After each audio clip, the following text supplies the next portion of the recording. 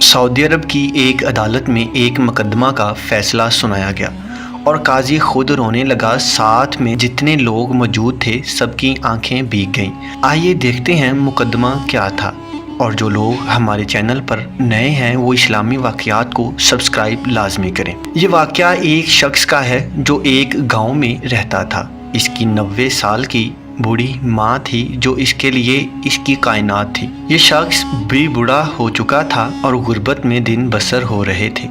یہ اپنی ماں کی دن رات دیکھ بھال کرتا اور ماں کو بھی اس بیٹے سے بہت زیادہ محبت تھی اور وہ صبح شام اس کے لیے دعائیں کرتے نہ تھکتی۔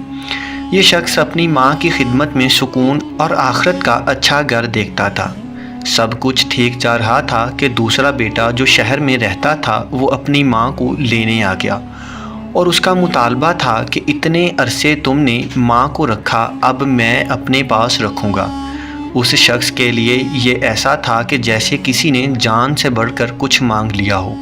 اسے اپنی دنیا اندھیری ہوتی نظر آ رہی تھی۔ اس نے بھائی کو بہت سمجھایا کہ میں ماں کے بنا نہیں رہ سکتا، پر اس نے نہ مانی اور ضد پر اڑا رہا، اور یہ معاملہ پنچایت پر حل نہ ہونے پر عدالت پہنچ گیا۔ قاضی نے پہلے کوشش کی کہ دونوں کے بیچ صلح ہو جائے، پر ایسا نہ ہوا تو قاضی نے ماں کو عدالت میں لانے کو کہا، اور جب اسے لایا گیا تو قاضی نے ماں سے پوچھا کہ آپ کو کس کے ساتھ رہنا ہے۔ وہ بوڑھی ماں اپنے دامن سے آنکھوں کو خشک کرتے ہوئے کہنے لگی، میرے لیے یہ فیصلہ کرنا دشوار ہے۔ یہ دونوں بیٹے میری دو آنکھیں ہیں، اور کیسے میں ایک بچے کے حق میں دوسرے کے خلاف فیصلہ کر سکتی ہوں؟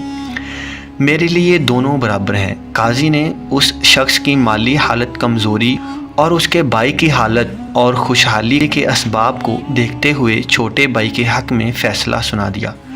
قاضی کے فیصلہ سناتے ہی وہ شخص دردناک چیخوں کے ساتھ رونے لگا اور عدالت اس کی آواز سے گونج اٹھی۔ اس کے بلک بلک کے رونے سے قاضی صاحب اور کمرے میں موجود لوگ بھی آنسوؤں کو روک نہ سکے۔ قاضی صاحب روتے ہوئے کرسی سے اٹھ گئے اور کمرے کے لوگ اس شخص سے گلے لگا کر روئے۔ جب اس شخص نے اپنی ماں کے قدموں کو بوسہ دیتے ہوئے رخصت ہونے کی اجازت چاہی تو چھوٹے بھائی کی بھی چیخیں نکل گئیں۔ یہ واقعہ سن کر غور کریں کہ جن بوڑھی ماؤں کو اولڈ ہاؤس وغیرہ میں چھوڑ دیا جاتا ہے یا انہیں الگ کر دیا جاتا ہے، اگر انہوں نے یہ سن لیا تو ان پر کیا گزرے گی۔